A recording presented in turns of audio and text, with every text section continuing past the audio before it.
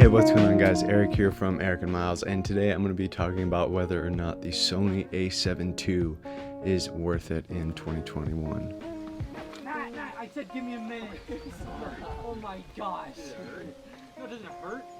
Hey, what's going on guys? I know it's been quite a while since I've made a last video, but I've been super busy with school, and like over break I just didn't have time really. I was really busy with a lot of stuff, but I'm hoping 2021 I'll be able to make more videos. I think this summer I'm gonna go crazy with YouTube. Hoping we can hit 10K by the end of the year. I think we will, but okay, that's beside the point. Let's get into the video. All right, so I'm gonna go through 5 points that make the Sony A7II worth it. I believe the Sony A7II is worth it. I know there are gonna be people that say it's not worth it. Go for it's 2021. You need 4K. I think those people will really set aside the thought process that some people can't really afford it yet. I know there is affordable 4K, like, the Lumix G7, for instance. Myles, he films with that. It's a great camera. Okay, but here we go. The first reason it makes it worth it in 2021 is the InBody image stabilization. This camera has incredible InBody image stabilization, and when you pair that with a image stabilized lens like what I have on right now, the 16-35 Sony Zeiss, it is insane. It's like you could get really smooth shots if you're shooting 60 frames, 125 shutter speed, and you just slow it down in post. You're gonna get buttery smooth frames. Like I said, when you pair it with a already image stabilized lens, it's like if you even have like the least bit amount of smoothness in your footage, it's gonna look great. So yeah, in-body image stabilization, that is the first reason. And the second reason is the image quality. So this is a full frame 24.2 megapixel full frame sensor, and so that just gives you a whole lot of room for editing and cropping and such. The aspect ratios, not aspect ratios, what am I thinking?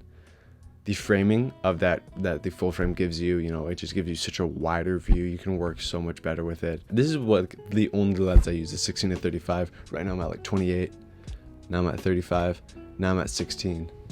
So I gotta correct that again. I don't remember what it was. Anyways, so yeah, that is the full frame. It's just amazing, and especially how cheap you can get this full frame now. It's just incredible. So yeah, full frame, 24 megapixel sensor. The third reason is the autofocus. Now this is going to be a crazy controversial one, but for me, I don't know if I just have like a broken camera and so it autofocuses really fast or what, but a lot of people complain about this autofocus, and I have never had a problem with it. I shoot professionally with this. I shoot weddings, and the autofocus has never once let me down with this lens combo. It is almost lightning fast. So yeah, that is the third reason, is the autofocus. The fourth reason is the video quality. So this is actually a downscaled 4K sensor. So the 1080p is super crisp. You can shoot up to 1080-60 and get up just great footage. I love how this looks. The colors, the sharpness, it is super sharp for what it is. I've never really had a complaint about the sharpness. I've never really shot anything other than 1080. So if you're shooting like 720, obviously it's not gonna be that sharp. But the 1080, 24, and 1080-60 on this camera is just insane. You can color grade it perfectly. It comes with a bunch of different codecs. So I guess this is really a 2-in-1 reason. So this is reason 4 and reason 4.5. So reason 4 is the video quality. Reason 4.5 is the video codecs. You got C-Log, you got C-Log, you get a bunch of different flat profiles you can color grade with, and the footage just comes out looking amazing. I love this camera so much. I think the thing I like about it most is the colors. I know people trash on Sony for the colors, but really if you just tweak it a little bit, which I would do anyways, even if my camera was even with Canons, people tweak the colors. So why, all I do is throw on a LUT to this footage and it just looks amazing to me. I don't know if people aren't seeing the same thing I am, but it looks great to me. So yeah, that's it. The color, you can just color grade this footage like crazy. It's amazing. And the video quality is also amazing. So yeah, that's reason 4 and reason 4.5. Now we're going on to the last reason, and arguably the biggest reason, is how cheap you can get this camera. I bought this camera 2 years ago for $700. So now I'm sure you could find it for less and less. Earlier I was on eBay today and I found one going for 500, just body only of course, but body only, that gives you 200 to buy a good lens. You can buy something like this 50mm $100 lens. It's great for what it is. And I know people are going to be like, well, you can get other cameras for 500. I think you can, but I don't think you can get full frame for 500. That is the deciding factor for me. You know, the Lumix G7, yeah, it has 4K, but it's also a 3/4 sensor, and the lens options are just way less. You got a bunch of affordable lenses too, so not only is it an affordable camera, you got a bunch of affordable lenses. I remember the first lens I bought for my Sony A7 before I had this camera was the Rokinon 14mm manual lens, and I used the crap out of that lens. I loved it. I got some of my best shots on that lens, I think. I shot a bunch of weddings, a bunch of vlogs on it, and it was just amazing. But now I've graduated to the 16-35 and I'd love it even more. So yeah, that's really the fifth and last reason. I think this camera is more than worth it for the price.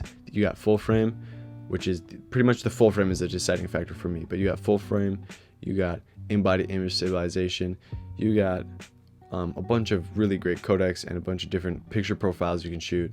Oh, picture profiles, not codecs. All just that in editing. But you got amazing photo quality. I love shooting with this. I've shot a bunch of professional shoots with it. And you got, forgot the last point already. It's whatever. You saw it. I don't need to remember, you know what I'm saying? And that's pretty much it. It is really a great camera. I'm sure I've been showing footage over this whole video of what I've gotten with it and photos of what I got with it. I'm sure you guys can see for yourself how amazing it is. I've never had a complaint for my professional shoots about the quality. I've only had compliments. Like for my professional shoots, my people are gonna crap on me too, but I literally just use a 50mm. You got the option to crop in APS-C size sensor and full frame, so you got two different compression rates, so that really gives you two different focal lengths you can shoot with the 50mm. And so yeah, it's really a versatile camera. People don't really utilize all these different things it has in it, and that's why people think it's not worth it. So yeah, this is my final decision. I think the Sony A7II is more than worth it in 2021.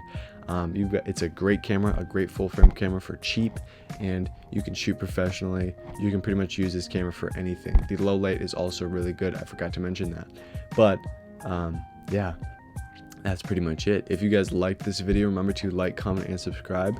Consider sharing with a friend if you thought it was cool or helpful. Check out some of our other content. I got a lot of Sony videos. I've been shooting more film, 35mm film recently, but I think I'm gonna get back into more vlogs and such. So yeah, that's pretty much it. See you guys in the next one. Peace.